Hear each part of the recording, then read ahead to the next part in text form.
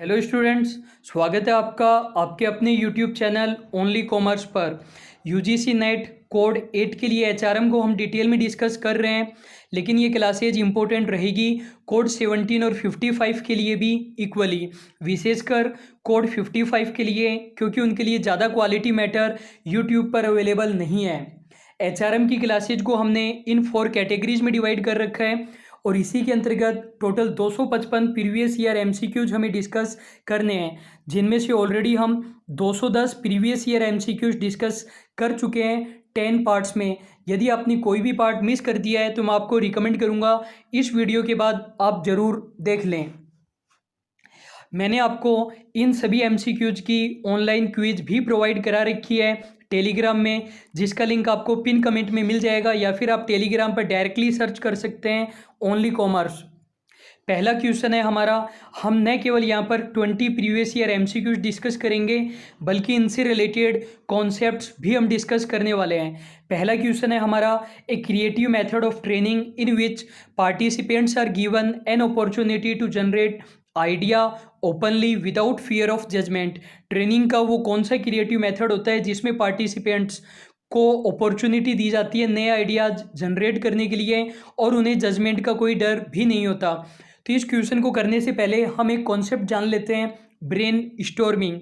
Brain storming में सबसे पहले आपको ये पता होना चाहिए कि ये कॉन्सेप्ट किसने दिया था। ओसबॉर्न ने ये कॉन्सेप्ट दिया था, आपको याद रखना है, काफ़ी ज़्यादा बार एग्जाम में पूछा गया है। 1967 में इनकी बुक आई थी अप्लाइड इमेजिनेशन नाम से, इस बुक में इन्होंने ये कॉन्सेप्ट दिया था। बुक का नाम भी आपको याद रखना है, एग्जाम में पूछा गया है। होता क्या है, ब्रेन स्टॉर्मिंग के अंतर्गत किसी स्पेसिफिक प्रॉब्लम के सॉल्यूशन के लिए लोग मिलते हैं और नए आइडियाज़ जनरेट करते हैं। फोकस किया जाता है क्वांटिटी ऑफ आइडियाज़ पर, न कि क्वालिटी ऑफ आइडियाज़ पर। क्वांटिटी पर फोकस करने का बेनिफिट ये होता है कि जो पार्टिसिपेंट्स हैं उन्हें डर नहीं होता, उनको ये नहीं लगता कि हमारा आइडिया ख़राब होगा तो हमारी बेइज्जती होगी, और वो खुलकर अपने आइडियाज़ दे सकते हैं। इससे लोगों को फ्रीली सोचने का मौका मिलता है और एक तरीके से उन्हें ट्रेनिंग मिल जाती है। और जब सभी आइडियाज़ हमारे पास इकट्ठे हो जाते हैं तब हम इवैल्यूएशन कर लेते हैं कि कौन सा आइडिया बढ़िया है और कौन सा आइडिया बढ़िया नहीं है। कहने का मतलब ब्रेन स्टॉर्मिंग प्रोसेस के दौरान क्वांटिटी पर ध्यान नहीं दिया जाता, उसके बाद में हम इवैल्यूएशन करके क्वालिटी पर ध्यान देते हैं। जैसे कई बार प्रॉब्लम ऐसी होती है कि जो बहुत ज़्यादा विकट समस्या है और स्पेसिफिक प्रॉब्लम है, जिसके अंतर्गत देश का प्राइम मिनिस्टर या गृह मंत्री भी अकेला डिसीजन नहीं ले सकता, और वहाँ पर हमें ज़रूरत पड़ती है कुछ इंटेलेक्चुअल लोगों की, साइंटिस्ट वगैरह की। तो उनके साथ ब्रेन स्टॉर्मिंग हम कर सकते हैं, नए आइडियाज़ हम ले सकते हैं, क्योंकि सभी देशों के प्राइम मिनिस्टर और गृह मंत्री बहुत ज़्यादा इंटेलिजेंट नहीं है। तो हमारा क्वेश्चन था वो कौन सा मेथड है ट्रेनिंग का जिसके अंतर्गत पार्टिसिपेंट्स को अपॉर्चुनिटी दी जाती है कि आप आइडिया जनरेट करो और उन्हें जजमेंट का कोई डर भी नहीं होता। तो हमारा आंसर हो जाएगा ब्रेन स्टॉर्मिंग। आप लोगों को कमेंट बॉक्स में बता देना है सिमुलेशन क्या होता है, सिमुलेशन मेथड ऑफ ट्रेनिंग के अंतर्गत क्या होता है, ये आपको कमेंट बॉक्स में बता देना है। अभी यदि आप लाइव देख रहे हैं तो यहाँ पर बताने की रिक्वायरमेंट नहीं है, आप बाद में कमेंट बॉक्स में बता सकते हैं। नेक्स्ट हमारा क्वेश्चन है, if money wages are fixed and constant which of the following situation would prevail. यदि मनी वेजेज को फिक्स कर दिया जाता है और कांस्टेंट रखा जाता है, कहने का मतलब वेजेज को बढ़ाया नहीं जा रहा है और साथ में डियरनेस अलाउंस भी नहीं दिया जा रहा है, तो क्या होगा रियल वेजेज के साथ? रियल वेजेज कम हो जाएगी। आपको 5 साल पहले भी 20,000 रुपीज़ मिल रहे थे और अब भी आपको 20,000 रुपीज़ ही मिल रहे हैं, लेकिन अब जो आपके 20,000 रुपीज़ की वैल्यू है वो कम है, रियल वेजेज आपकी कम हो चुकी है, क्योंकि महंगाई बढ़ जाएगी, आपकी परचेजिंग पावर कम हो चुकी है। आगे हम इसी वीडियो में डिटेल में देखेंगे रियल वेजेज को। नेक्स्ट हमारे क्वेश्चन है, which combination of the following factor signifies job analysis. इसमें से जॉब एनालिसिस के अंतर्गत क्या चीज़ें आती है? तो 2 चीज़ें जॉब एनालिसिस का पार्ट है और 2 चीज़ें जॉब एनालिसिस का पार्ट नहीं है। तो बिल्कुल आसान सा हमारा क्वेश्चन है, जॉब डिस्क्रिप्शन और जॉब स्पेसिफिकेशन दोनों ही चीज़ें हमारे जॉब एनालिसिस का पार्ट है, काफ़ी अच्छे से और काफ़ी बार हम इन चीज़ों को देख चुके हैं। अगला हमारा क्वेश्चन है give the correct sequence of the following. ये हमें 4 टाइप की वेजेज दे रखी है, living wages, minimum wages, fair wages, subsistence wages. हमें इनका सीक्वेंस बताना है कि कम वेजेज कौन सी होती है, ज़्यादा वेजेज कौन सी होती है। तो पहले हम इनके बारे में अच्छे से जान लेते हैं। देखो स्टूडेंट, आपको पता है कि क्वेश्चन फिर से रिपीट नहीं होगा, लेकिन टॉपिक रिपीट होगा, तो हमें उस टॉपिक के बारे में अच्छे से जान लेना चाहिए। तो 4 प्रकार की हमारी वेजेज हो सकती है। सब्सिस्टेंस वेजेज सबसे कम होती है, मिनिमम वेजेज इससे ज़्यादा होती है, फेयर वेजेज इससे ज़्यादा, और लिविंग वेजेज सबसे ज़्यादा होती है अमाउंट में। तो सबसे पहले हम सब्सिस्टेंस वेजेज के बारे में जानते हैं। जैसा कि नाम से लग रहा है, सब्सिस्टेंस वेजेज यानी जो जीवन निर्वाह करने के लिए ज़रूरी है। लेकिन जीवन निर्वाह में हम किसको इंक्लूड करते हैं? केवल बेयर फिजिकल नीड्स को हम इंक्लूड करते हैं, यानी रोटी, कपड़ा और मकान। तो इतनी वेजेज जिससे रोटी, कपड़ा और मकान की ज़रूरत पूरी हो जाए, वो हमारी सब्सिस्टेंस वेजेज होती है। कम से कम वर्कर को इतनी वेजेज तो मिलनी ही चाहिए। फिर सेकंड है हमारी मिनिमम वेजेज। देखो मिनिमम वेजेज का कॉन्सेप्ट दिया था जस्टिस हिगिन ने, ये आपको नाम याद रखना है।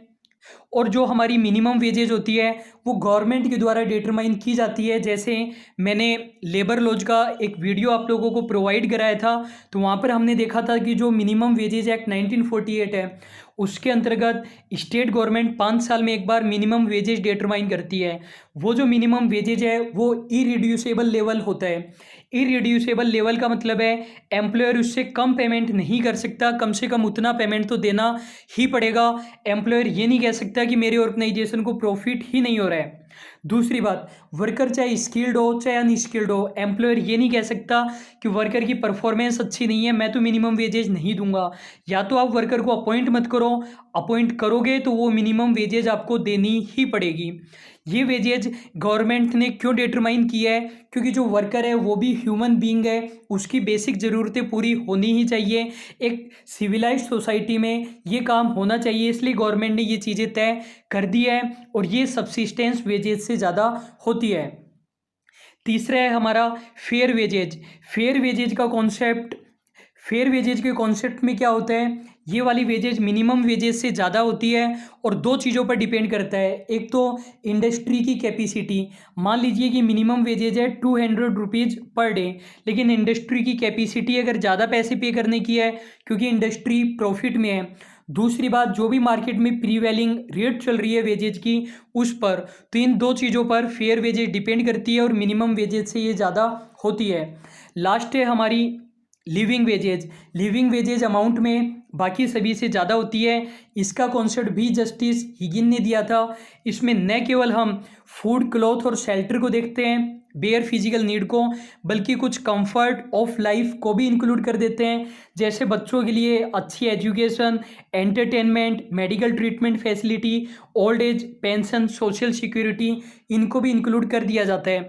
तो आई होप आपको इन चारों प्रकार की वेजेज को अच्छे से समझ लिया आपने। शॉर्ट में मैं आपको एक बार फिर से रिवाइज करा देता हूँ। सब्सिस्टेंस वेजेज में बेसिक नीड को ध्यान में रखा जाता है। आप चाहे तो इस डायग्राम का स्क्रीनशॉट ले सकते हैं। मिनिमम वेजेज लॉ के द्वारा डिटरमाइन की जाती है।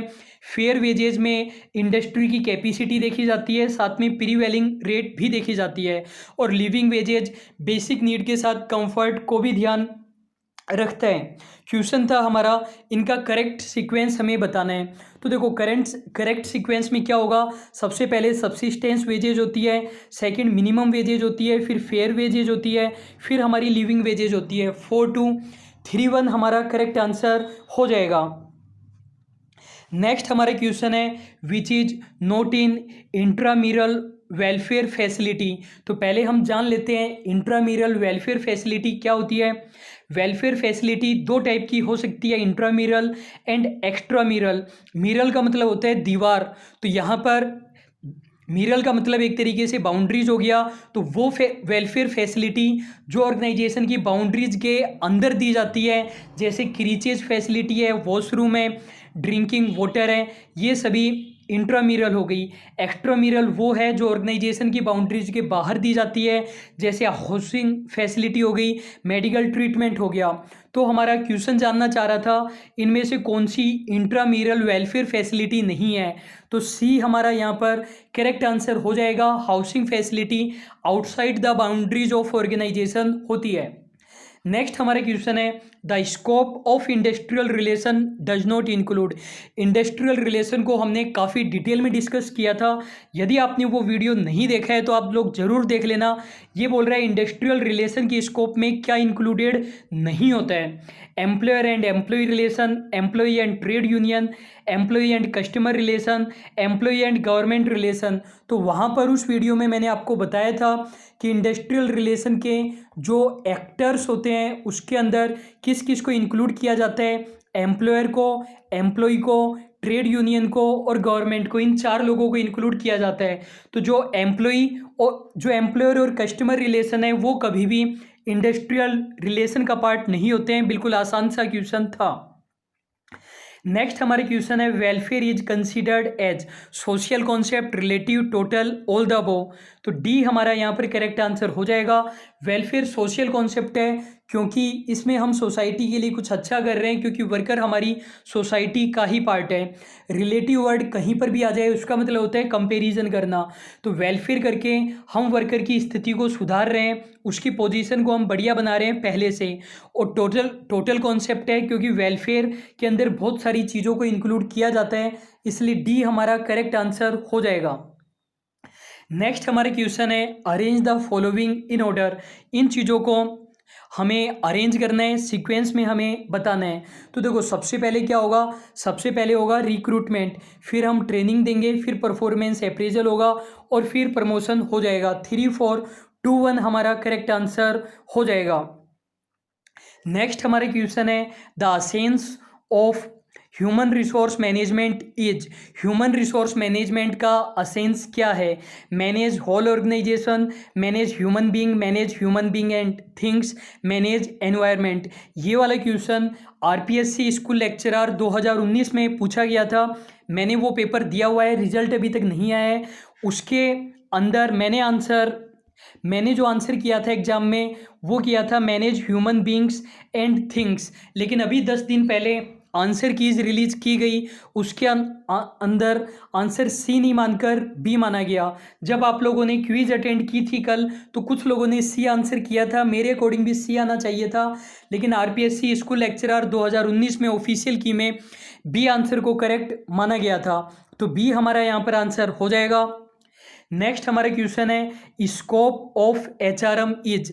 एचआरएम की स्कोप में क्या इंक्लूडेड है। Training and development, organisation and development, personnel research and information system, all the above. तो ऑल द अबव हमारा आंसर हो जाएगा। बिल्कुल आसान हमारा क्वेश्चन है। नेक्स्ट हमारे क्वेश्चन है the concept of management by objective was introduced by. तो किसने दिया था ये कॉन्सेप्ट, पीटर ड्रकर ने दिया था और काफ़ी बार हम इसको देख चुके हैं। मेरे हिसाब से ये क्वेश्चन सभी को याद हो चुका है, बशर्ते कोई डायरेक्टली ये 11th पार्ट ना देख रहा हो। अगला क्वेश्चन है हमारा scope of HRM include following aspects. HRM की स्कोप में क्या क्या चीज़ें इंक्लूडेड है। लेबर और human resource aspect, welfare aspect, industrial relation aspect, all the above. तो हमारा यहाँ पर आंसर ऑल द अबव हो जाएगा। नेक्स्ट हमारा क्वेश्चन है which of the following is not a function of HRM. इनमें से एचआरएम का फंक्शन कौन सा नहीं है। Motivating, selling goods and services, managing change, development and training. B हमारा आंसर हो जाएगा। बिल्कुल आसान क्वेश्चन था, काफ़ी ज़्यादा टफ क्वेश्चन हम पहले ही कर चुके हैं। इसके अलावा इतने सारे क्वेश्चन करने के बाद हमारा लेवल भी बढ़ चुका है, तो हमें ये क्वेश्चन करते वक्त आसान लग रहे हैं। अगला हमारे क्वेश्चन है which skills are not required by an HR manager. HR manager के पास में इनमें से कौन सी स्किल नहीं हो तो भी काम चल जाएगा।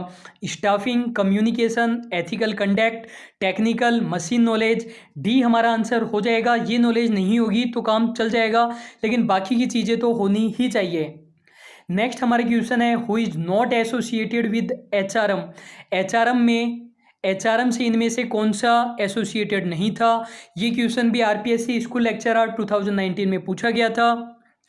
ये क्वेश्चन मेरा तुक्के से सही हो चुका है, तो आप लोग इसको याद कर लेंगे। के डेविएट इसका आंसर है।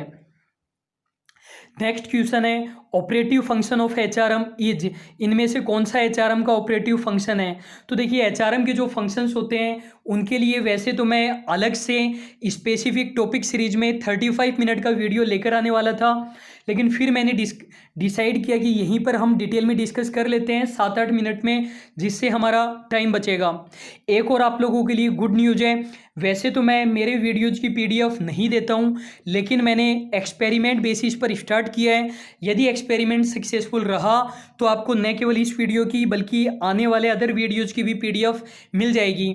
यदि इस वीडियो को अपलोड करने के 4 घंटे के अंदर 50 लाइक्स आ जाते हैं, 50 कमेंट्स आ जाते हैं, तो मैं आप लोगों को PDF प्रोवाइड करा दूंगा। और ये जो हमारी PPT है बिल्कुल इसी फॉर्मेट में आपको मिलेगा, मोबाइल में आप बिल्कुल आसानी से पढ़ पाएंगे।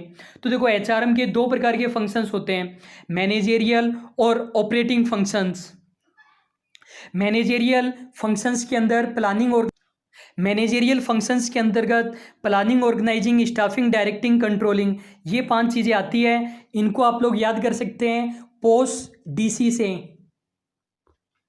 फिर अगली बात है हमारे ऑपरेटिव फंक्शंस। ऑपरेटिव फंक्शंस काफ़ी ज़्यादा इंपॉर्टेंट है, इनको आप याद कर सकते हैं PMCID से।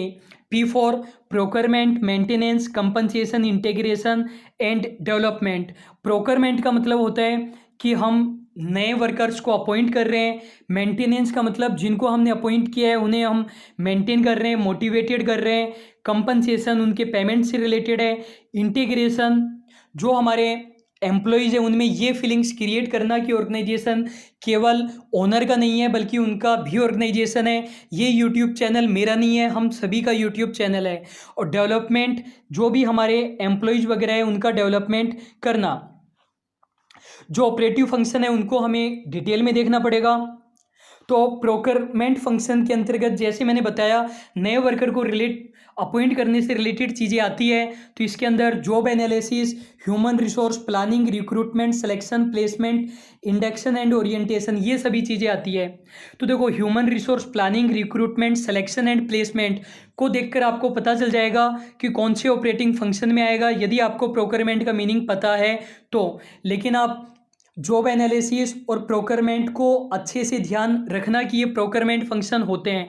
जॉब एनालिसिस का भी शायद आपको पता चल जाएगा, लेकिन इंडक्शन एंड ओरिएंटेशन को यदि आप याद नहीं रखोगे तो डेवलपमेंट में कर दोगे, तो आपको याद रखना है कि ये प्रोक्योरमेंट फंक्शन है। वैसे इंडक्शन एंड ओरिएंटेशन को ट्रेनिंग का पार्ट माना जाता है और ट्रेनिंग डेवलपमेंट फंक्शन है, फिर भी इंडक्शन एंड ओरिएंटेशन को डायरेक्टली प्रोक्योरमेंट फंक्शन माना जाता है। मेंटेनेंस में मैंने बताया कि एम्प्लॉयज़ को मोटिवेट करना आता है कि उनको हम मोटिवेटेड रखें, मेंटेन कर सके। कंपनसेशन उनके पेमेंट से रिलेटेड है, तो job evaluation, salary and wages, bonus. Job evaluation में आपको खास ध्यान रखना है कि जो परफॉर्मेंस अप्रेजल है वो डेवलपमेंट में आता है और जॉब इवैल्यूएशन कंपनसेशन में आता है। इंटीग्रेशन ये फीलिंग क्रिएट करना कि ऑर्गेनाइजेशन हम सभी का है, हम सभी इसके मेंबर है। डेवलपमेंट के अंदर परफॉर्मेंस अप्रेजल को जरूर ध्यान रखना। ट्रेनिंग, डेवलपमेंट और कैरियर प्लानिंग। कैरियर प्लानिंग से तो आपको पता चल जाएगा कि ये डेवलपमेंट फंक्शन है। ट्रेनिंग और डेवलपमेंट में क्या डिफरेंस होता है? डेवलपमेंट जनरली मैनेजेरियल लोगों के लिए होता है, ट्रेनिंग एग्जीक्यूटिव स्टाफ के लिए होता है। ट्रेनिंग केवल हमारी एग्जिस्टिंग स्किल को डेवलप करता है और जो डेवलपमेंट है वो हमारी हिडन पोटेंशियल्स को भी डेवलप करता है। जो ट्रेनिंग है वो केवल करंट जॉब के लिए होती है, डेवलपमेंट लाइफ लॉन्ग प्रोसेस होती है। हमारा क्वेश्चन था कि इनमें से कौन सा एचआरएम का ऑपरेटिव फंक्शन है, तो हमारा आंसर हो जाएगा रिक्रूटमेंट एंड सिलेक्शन। नेक्स्ट हमारे क्वेश्चन है arrange the following in sequence. तो ये क्वेश्चन हम पहले कर चुके हैं, ये बाय मिस्टेक रिपीट हो चुका है, एग्जाम में 2 बार आया था इसलिए ये 2 बार यहाँ पर आ चुका है। तो सबसे पहले रिक्रूटमेंट होता है, फिर ट्रेनिंग होती है, फिर परफॉर्मेंस अप्रेजल, फिर प्रमोशन। तो 3, 4, 2, 1 हमारा करेक्ट आंसर हो जाएगा। नेक्स्ट हमारा क्वेश्चन है जो सिलेक्शन प्रोसेस है उसमें सबसे पहले क्या होता है?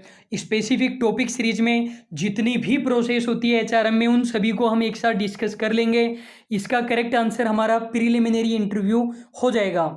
यहाँ पर मेन इंटरव्यू की बात नहीं हो रही है, यहाँ पर बात हो रही है प्रीलिमिनरी इंटरव्यू की। नेक्स्ट हमारा क्वेश्चन है, the process of studying and collective information relating to operation and responsibilities of specific job is known as. वैसे तो ये क्वेश्चन जॉब स्पेसिफिकेशन और जॉब एनालिसिस दोनों से ही रिलेटेड है, लेकिन ऑफिशियल आंसर की में आंसर जॉब एनालिसिस दिया गया था। शायद एग्जामिनर का ये मानना है कि जॉब एनालिसिस ज़्यादा ब्रॉड टर्म है, इसलिए उसने जॉब एनालिसिस को करेक्ट किया। आप में से कुछ स्टूडेंट ने क्विज में जॉब स्पेसिफिकेशन पर टिक लगाया था, वैसे आपका आंसर भी सही है। नेक्स्ट हमारा क्वेश्चन है, Elton Mayo is connected with which concept of organisation. तो काफ़ी डिटेल में मैंने आपको बताया हुआ है, तो आज आप दो चीज़ें कमेंट बॉक्स में बता देंगे। एक तो सिमुलेशन मेथड ऑफ ट्रेनिंग का मीनिंग बताना है, और सेकेंडली इस क्वेश्चन का आंसर आपको बता देना है कि एल्टन मायो किससे रिलेटेड थे। तो आज के लिए स्टूडेंट इतना ही है। यदि आपको वीडियो अच्छा लगा तो लाइक कीजिएगा, नहीं अच्छा लगे तो डिसलाइक का भी ऑप्शन है आपके पास। अभी के लिए बस इतना ही। Thank you so much.